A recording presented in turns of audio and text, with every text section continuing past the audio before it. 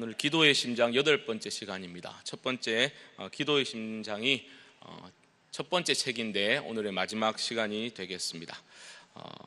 기도와 영적 전투에 대해서 우리가 짧은 시간이지만 말씀을 나누고, 오늘은 특별히 좀 영적인 전투니까 저희들 함께 좀 기도하는 시간을 많이 가졌으면 좋겠다, 그런 마음이 있습니다. 바울은 에베소서를 마무리하는 6장에서 영적인 전투에 대한 권면으로 그의 서신을 마무리하고 있습니다.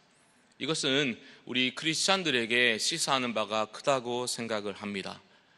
우리는 그저 이제 마음의 편안한 가운데서 예배를 드리면 참 좋고 은혜롭고 그렇게 생각하고 돌아가는 경우가 많은데, 우리 크리스찬의 삶은 그러한 평화로운 삶만이 이어지는 것이 아니라 영적인 전투가 끊임없이 일어나고 있는 치열한 전장에서 우리는 살아가고 있다, 이런 생각을 우리가 가질 필요가 있습니다.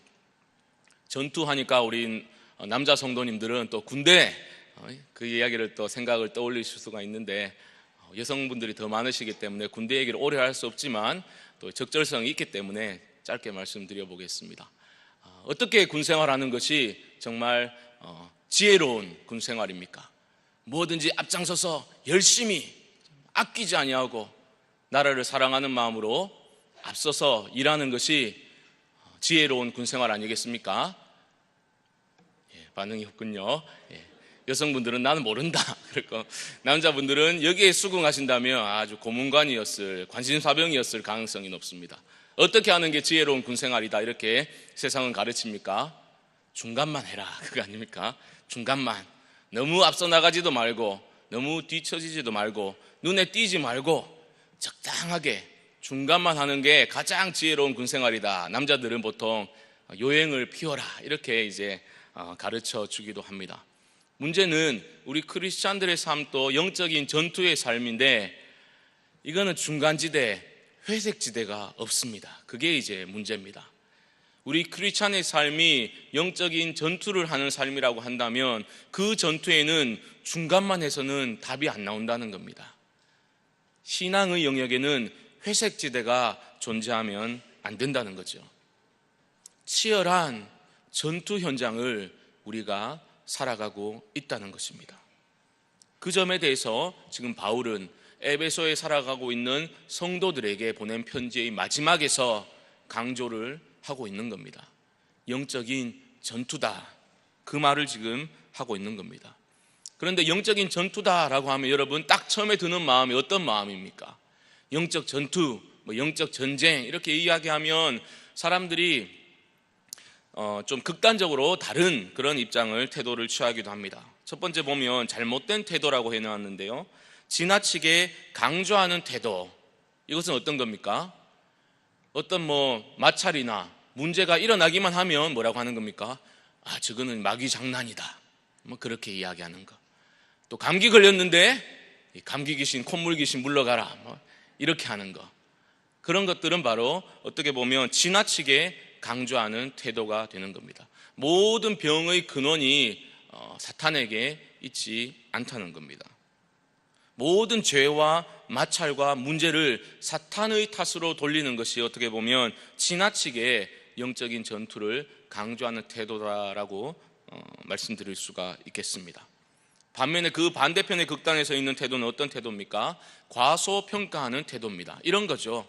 지금 시대가 어떤 시대인데 21세기에 지금 무슨 영적 전투는 무슨 전투냐, 이 과학이 이렇게 발전했는데, 이 과학이 발달한 시대에 무슨 그런 영적 전투 이런 이야기 하고 있냐, 좀 예수를 믿어도 고상하게 믿지 무식해 보이겠으리, 귀신 이야기는 하고 마귀 이야기는 하고 그런 거 없다, 이런 태도, 이것이 바로 두 번째 영적 전투에 대한 잘못된 태도, 과소평가하는 태도라는 겁니다. 성경이 사탄에 대해서 분명히 말씀하고 있고, 성경이 영적인 전투가 치열하게 일어나는 삶의 현장을 너희들이 살아가고 있다라고 말씀하고 있기 때문에 과소평가하는 것은 영적인 무지요 교만이다라고 말씀드릴 수가 있을 겁니다. 그렇기 때문에 영적인 전투는 엄연한 현실입니다. 그래서 사도 바울은 에베소 성도들에게 무엇을 입으라라고 말씀하고 있습니까? 하나님의 전신 갑주를 입으라라고 말하고 있습니다. 12절에 보시면 우리의 씨름은 이라고 해놨습니다. 우리말 번역이 훨씬 낫습니다. 영어 번역은 our struggle 이렇게 해놨는데 원어를 보면 이거 레슬링을 말하는 거예요. 고대 그리스 레슬링 하는 거 아시죠? 레슬링이 이제 말하는 건데, 그러니까 우리말로 우리의 씨름은 이라고 표현한 것이 더 좋은 번역인 것 같습니다. 씨름이라는 겁니다. 씨름을 생각해 보면 이렇게 생각해 보실 수가 있죠.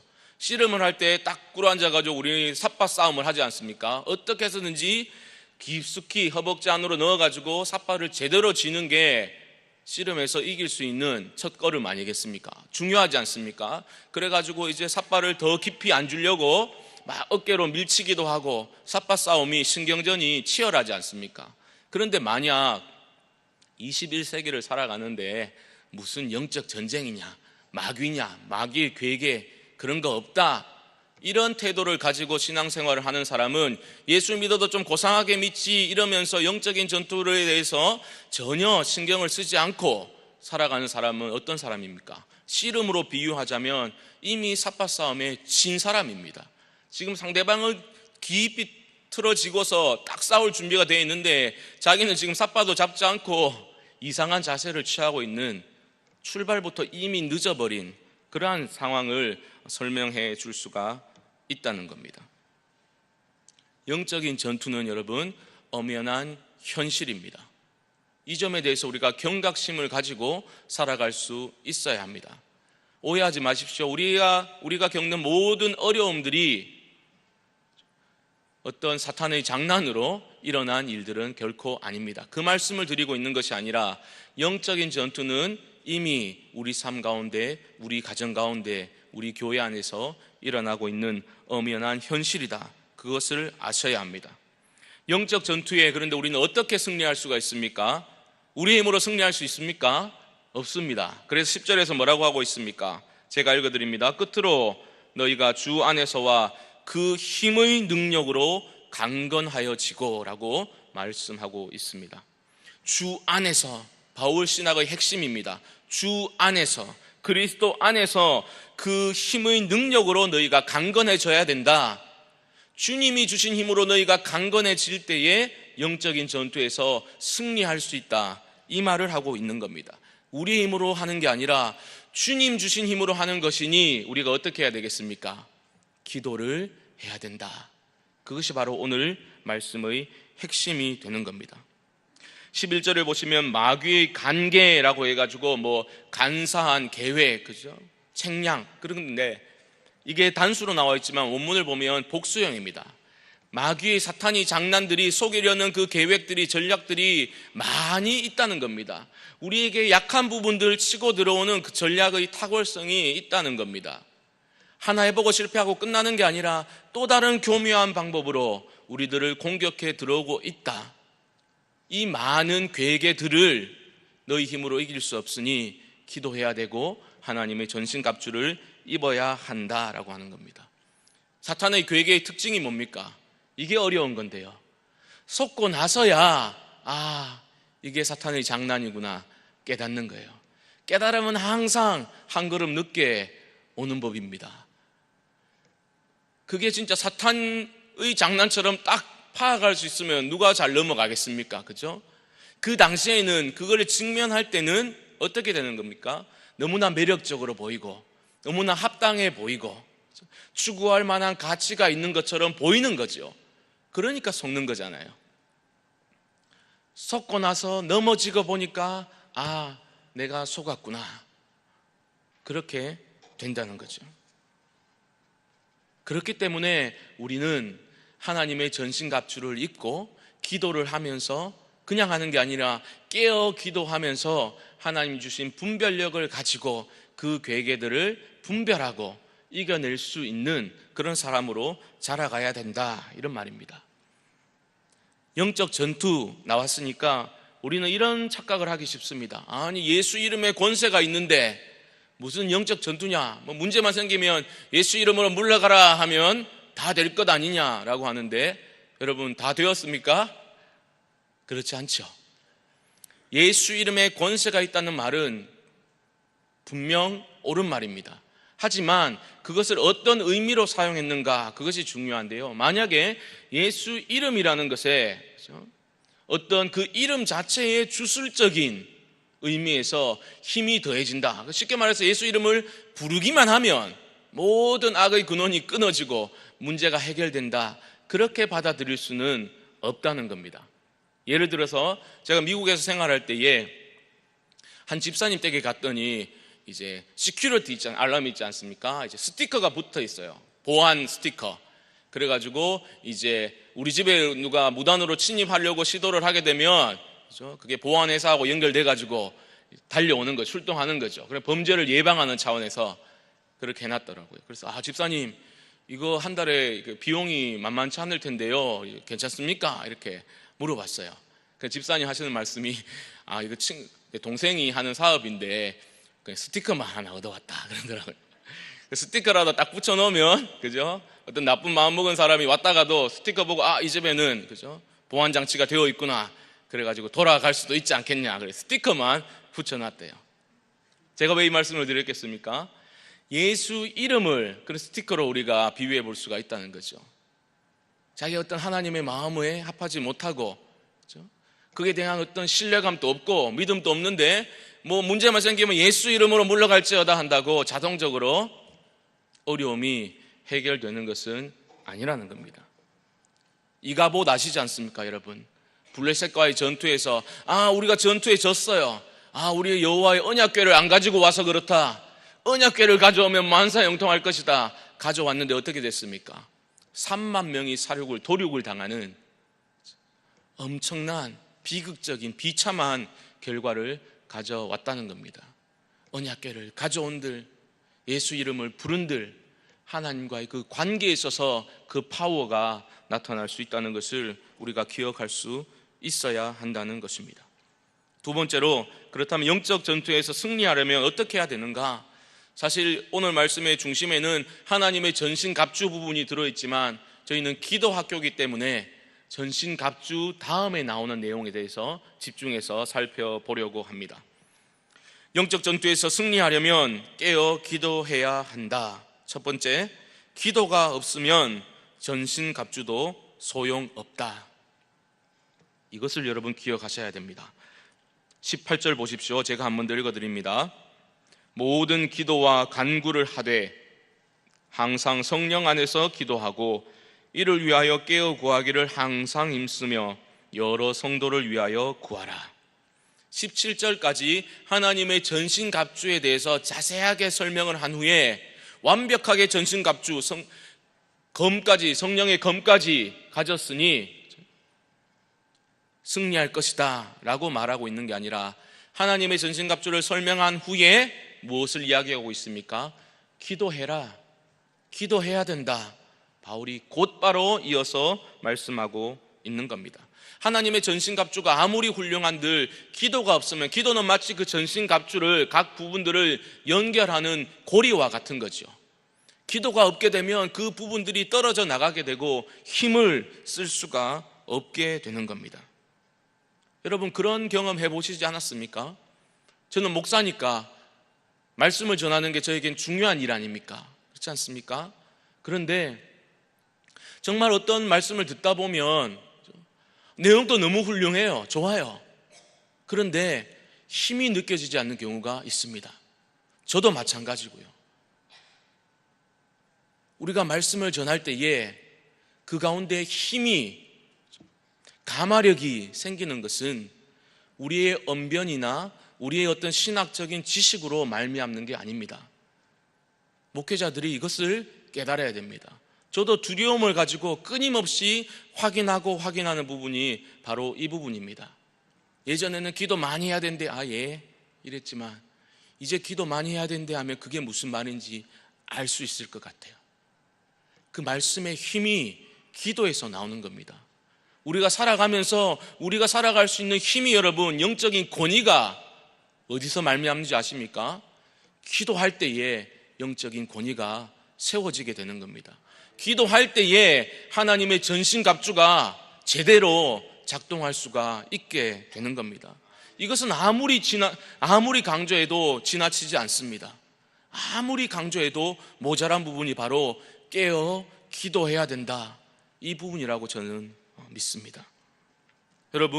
여러분들의 삶에서 기도가 어떤 위치를 차지하고 있습니까? 학위를 몇 개나 받은들 그 사람이 제대로 가르치지 못하고 알지 못하면 그 학위가 무슨 소용이 있겠습니까? 우리가 기도학교를 아무리 전출한들 개근한들 우리 삶에서 기도하지 않고 그 기도의 능력을 맛보지 못한다면 우리 삶은 어떻게 되겠습니까? 도리어 더 괴로운 거죠. 내가 기도학교 개근까지 했는데 내 기도 생활이 왜 달라지지 않는가? 왜 힘이 없는가? 여러분 삶에서 기도가 도대체 어느 정도의 비중을 차지하고 여러분 삶의 어떤 자리를 차지하고 있는가? 우리는 되돌아볼 수 있어야 됩니다. 우리의 삶에서 기도가 중요한 위치를, 중심 자리를 차지하지 못하게 되면 어떤 일이 일어나게 됩니까? 첫 번째로 삶이 무기력해지게 됩니다. 나는 기도 하나도 안 했는데 진짜 즐겁고 해피하다, 이런 분들 진짜 회개하셔야 돼요.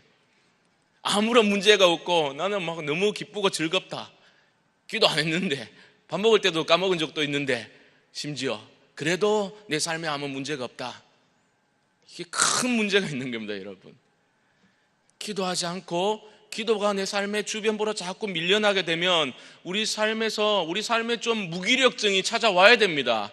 그게 건강한 사람입니다. 두 번째로 우리 삶에서 기도가 중요한 위치를 차지하지 못하게 되면 그가 미치는 영향력이 쇠약해지게 됩니다. 이거는 특별히 앞서 섬기시는 분들이 명심하셔야 될 대목입니다. 우리가 어떤 일을, 교회를 섬겨 나갈 때에 우리가 기도가 우리에게 중심이 되지 못하면 우리는 어떻게 보면 사람들이 생각할 때는 리더십도 있고 저 사람 재미도 있고 사람 좋고 분위기 좋게 만든다, 그런 말 들을 수는 있지만 정작 하나님이 세워주시는 권위는 쇠약해져 갈 수밖에 없다는 것입니다. 여러분 꼭 기억하십시오. 우리 삶에서 기도가 저와 여러분의 삶의 중심 자리를 차지할 수 있게 되기를 주님의 이름으로 축복합니다. 아멘 하신 분들은 꼭 이번 주간에 마음의 중심에 끊임없이 예수 그리스도를 모셔드리고 기도하시기 바랍니다. 기도할 때에 우리 삶에 활력이 생기게 되고 여러 우리가 맺고 있는 관계들 가운데 그리스도의 향기가 바래지게 되고 여러분들의 영향력이 확대되어 갈 수가 있다는 것입니다. 두 번째로 영적 전투에서 승리하려면 깨어서 기도해야 됩니다. 깨어있음은 기도의 필수 조건입니다. 영적 전투니까 군대 생각하면 되겠습니다. 보쳐 서는 사람이, 불침번 서는 사람이 잠들어 버리면 어떻게 됩니까? 어려워지는 거죠. 마찬가지입니다. 우리가 영적 전투를 하면서 살아가고 있다라고 생각한다면 우리는 그저 내가 필요할 때, 나에게 꼭 절실한 기도의 제목이 있을 때, 절박한 상황이 주어질 때에 기도하는 것만이 아니라 늘 깨어서 기도할 수 있어야 한다는 것입니다. 그래서 깨어 구하기를 항상 힘쓰며 라고 바울은 권면하고 있습니다. 우리가 깨어 기도하는 이유가 무엇입니까? 이걸 잘 생각하셔야 돼요. 여러분, 여러분들의 가정에, 여러분들의 삶에 큰 문제가 없어요. 남편도 직장생활 잘하고 애들도 아무 잔소리 안 해도 공부도 알아서 척척하고, 그렇죠? 아무 문제가 없어요. 그러면 난 별로 기도할 게 없다, 이렇게 되면 잘못됐다는 겁니다.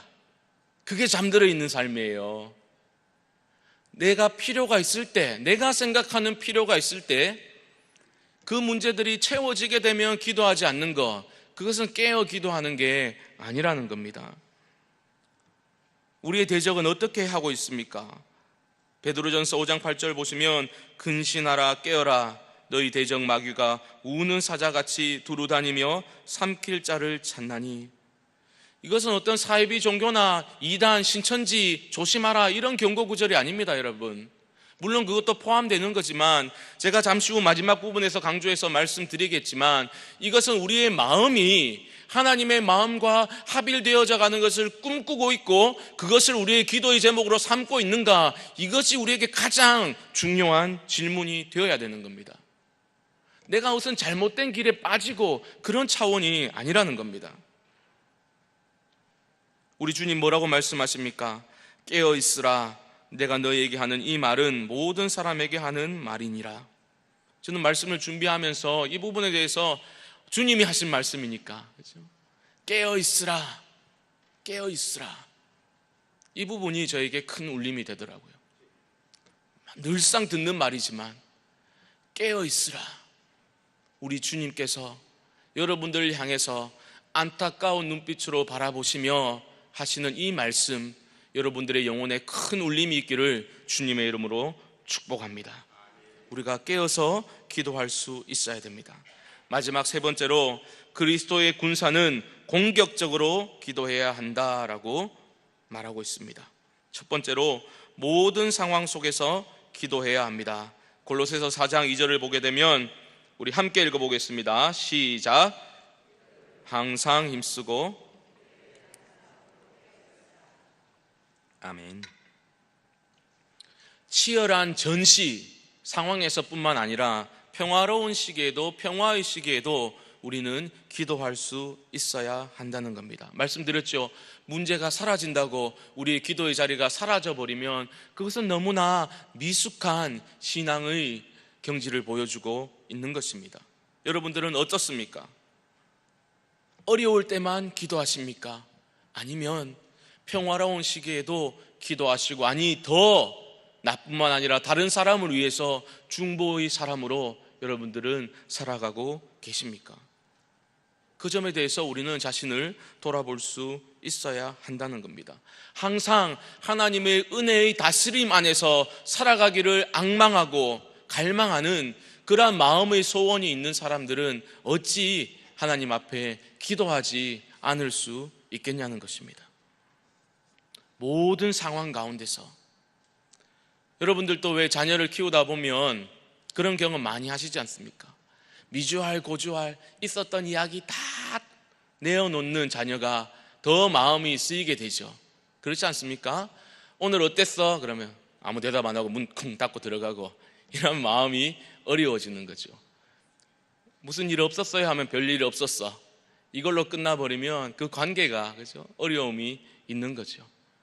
우리 하나님도 우리에 대해서 그렇게 친밀한 관계를 가지기를 원하시고 우리와 대화하기를 원하시는데, 하나님과의 대화가 기도라면 우리 삶에서 있었던 것, 어려운 것들, 물론 하나님 저도 이런 것 때문에 마음이 너무 어렵습니다, 하나님 앞에 우리의 마음을 토해놓고 기도할 수 있어야 되는 게 맞는 거 아니겠습니까? 그리고 잘 해결되면 또 너무 감사해서 또 감사의 기도를 올려드리고, 또 평화로운 삶이 이어지게 되면 또 감사해서 더 기도하게 되고, 그것으로 만족하고 안주하는 것이 아니라 내 주변을 돌아보면서 하나님이 원하시는 것이 무엇일까 고민하고 기도하고, 하나님 제가 좀 이런 주어진 이런 복들을 어떻게 사용하면 좋겠습니까? 하나님께 여쭈어보고, 그게 다 기도 아닙니까? 모든 상황 속에서 기도하면서 나아간다면 여러분들의 삶의 질이 달라질 수가 있게 되는 겁니다. 두 번째로, 모든 현안은 기도에 의해 결정되어야 한다. 다윗의 훌륭한 점이 무엇입니까? 여호와 하나님 앞에 계속 여쭈어 보았습니다. 제가 올라갈까요? 여쭈어 보았습니다. 하나님이 올라가라 하면 다윗이 올라갔고, 멈추라 하면 다윗이 멈추었지 않습니까?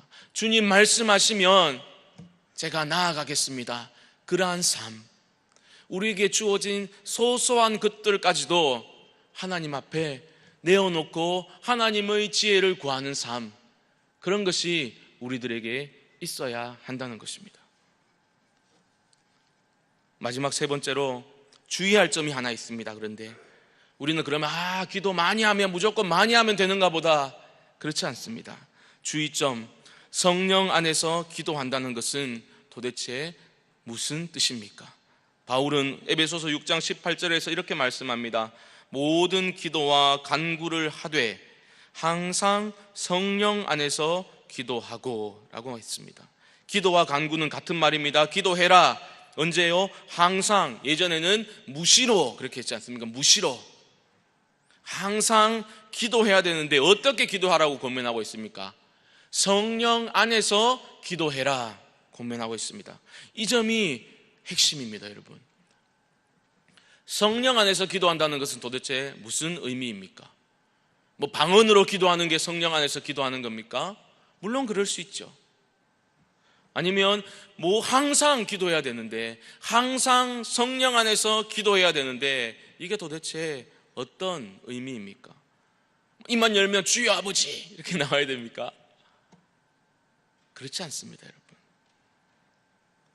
우리 삶 자체가 경건한 기도의 연속이 되어야 한다는 겁니다. 이것을 기억하십시오. 24시간 기도할 수 있는 사람이 누가 있겠습니까? 특별한 경우가 아니면. 항상 성령 안에서 기도하라는 말은 우리의 삶 자체가 경건한 기도의 연속이 되도록 하라, 이런 의미입니다.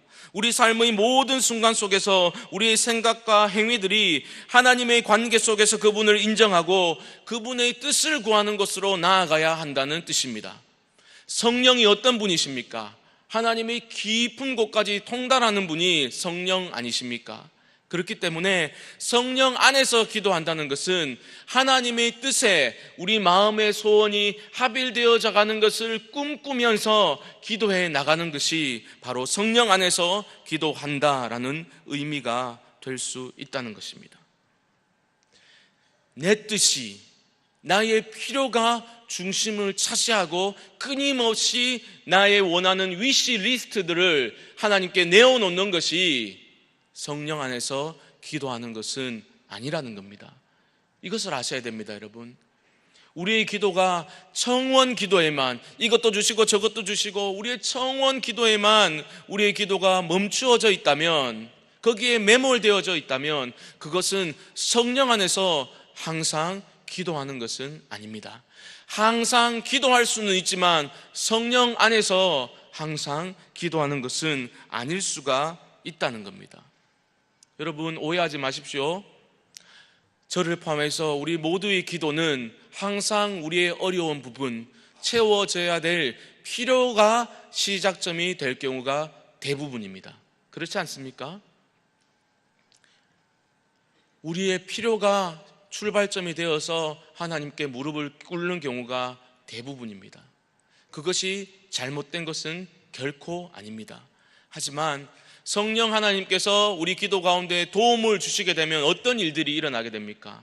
거기에 멈추어져서 내가 원하는 그 리스트들을 쫙 하나님께 불러드리고 믿습니다 기도를 맺는 것이 기도의 전부가 아니라, 그 필요로 출발을 했더라도 우리의 기도가 하나님의 마음에, 하나님의 뜻에 합일되어져 가도록 성령님께서 도움을 주신다는 거죠. 그게 바로 성령 안에서 기도하는 기도의 모습이 된다는 겁니다. 구체적인 예를 한번 들어보죠. 이런 겁니다. 저는 아직 자녀가 어리니까, 자녀가 자주 아프지 않습니까? 아프면 어떻게 됩니까? 내가 명성이 목사인데, 그래서 손을 딱 얹고 기도하면 나았으면 좋겠다, 기도를 합니다. 기도 어떻게 합니까, 여러분? 자녀가 낫도록 기도합니다. 그게 출발점이에요. 골골골거리고 있으면 하나님 좀 낫게 도와주십시오, 고쳐주십시오, 기도를 합니다. 그런데 거기서 끝나는 게 아니라 자녀가 아파가지고 하나님께 긍휼하심을, 치유하심을 원하면서 기도를 시작하지만, 기도를 하다 보면 어떤 마음이 생기는 겁니까? 성령님이 이런 마음을 주시는 거죠. 자녀가 낫도록 기도하고 있는데 필요에 의해서 기도를 시작했지만, 기도하다 보면 그 자녀 하나님이 주신 것이고 그 생명 하나님이 허락하신 것이고 내 힘으로 키우는 것 아니고 전능하신 하나님이 내가 내 자녀를 사랑하는 것보다 더 사랑하고 계시고 위하고 계시다는 그 확신, 그게 바로 생기기 시작하는 거죠. 낫기를 기도하면서 시작하였지만 결국은 하나님께 찬송을 올려드리고 하나님을 더 의지하게 되고, 내 힘으로 키우는 것 아니고 하나님 이 아들의, 이 딸의 앞날을 하나님 붙들어 주시고 책임져 주실 줄 믿습니다. 그러한 고백으로 나아가게 된다는 거죠. 어디 자녀 문제뿐이겠습니까? 우리의 경제적인 문제 마찬가지죠. 하나님 어려워 죽겠습니다. 좀 물꼬를 터주십시오. 그렇게 기도를 시작하지만 기도하다 보면 하나님이 도우시고 성령 하나님 함께 하셔서 어떤 고백으로 나아가게 됩니까? 하나님을 향한 신뢰야. 하나님 도와주시면 된다는 것 그치는 게 아니라 이 모든 것들을 주신 분이 하나님이시고 먼저 하나님의 나라와 그의 의를 구하는 삶에게 하나님이 모든 것을 더해 주신다는 그 확신, 지금까지도 하나님이 지켜주시고 앞으로도 하나님께서 채워주실 수 있다는 그 믿음, 그런 것들이 우리 마음 안에서 새롭게 생겨나기 시작한다는 겁니다. 바라기로는 우리의 기도의 생활이 이런 생활이 되었으면 좋겠습니다. 우리가 원하는 것 쫙 버려놓고 하나님 안 들어주시면 안 됩니다. 청원 기도에만 머무르는 기도 생활이 아니라 비록 우리의 필요가 출발점이 되어서 시작을 했더라도 늘 우리의 마음의 소원이, 우리 기도의 제목들이 하나님의 마음의 소원에 합해져 가는 것을 꿈꾸고 하나님 좀 그렇게 살고 싶습니다. 언제까지 제가 제 자신과 우리 가정과 그런데 아무 문제 없이 잘 되는 것만 있으면 만족하고 됐습니다. 기도할 게 별거 없군요. 멈추어버리는 그러한 잘못된 어린 기도의 생활을 반복해서 되겠습니까? 하나님 좀 도와주셔서 하나님의 마음에 합한, 하나님의 마음의 소원에 제 기도의 제목들이 합일되어져 가는 것을 꿈꿀 수 있도록 하나님의 마음을 좀 부어 주옵소서. 그렇게 기도할 수 있는 저와 여러분들 되시기를 주님의 이름으로 축복합니다. 마지막으로 영적인 전투이기 때문에 한 가지 도전을 드리고 함께 기도하려고 합니다. 우리 교회 안에도 제가 좀 전에도 말씀을 잠깐 이제 나누면서 참 어려운 문제를 가지고 살아가는 분들이 많이 계십니다. 가정 안에서 어떤 남편의 어떤 술 문제, 그것 때문에 가정에 어려움이 있고 가정이 깨어지려고 그러고, 그런 문제뿐만 아니라 다양한 어려운 문제들, 어떻게 보면 기도를 계속했지만 해결되어지지 않는 그러한 어려운 문제들이 우리 삶 가운데 자리하고 있다는 것입니다. 여러분, 이것을 가볍게 여기시면 안 됩니다. 포기하셔서도 안 됩니다. 여러분, 우리의 삶에서 분명히 어떤 부분은 어둠의 세력에 잠식당해서 그것 때문에 우리의 삶의 생기를 잃어가는 것이 분명히 있다는 것입니다. 어떻게 하면 좋겠습니까, 여러분? 기도하십시오. 하나님의 말씀을 의지해서 영적인 전투 현장에서 하나님의 도우심을 구하고 믿음을 가지고 도우심을 구할 때에 하나님께서 도와주시고 그 어려움을 이겨낼 수 있는 길도 열어주실 줄 믿습니다. 중요한 것은 우리 아버지 되신 하나님을 향한 신뢰입니다. 하나님 신뢰합니다. 믿음을 가지고 구합니다. 우리 가정에 이러한 구체적인 문제들 하나님 도와주셔서 끊어주시고 이겨낼 수 있게 하여 주셔서 우리가 찬송 드린 것처럼 하늘로부터 임하는 하나님의 평화가 우리의 가정을 다스릴 수 있도록 하나님 도와주옵소서. 이 시간에 우리가 함께 기도할 수 있으면 좋겠습니다.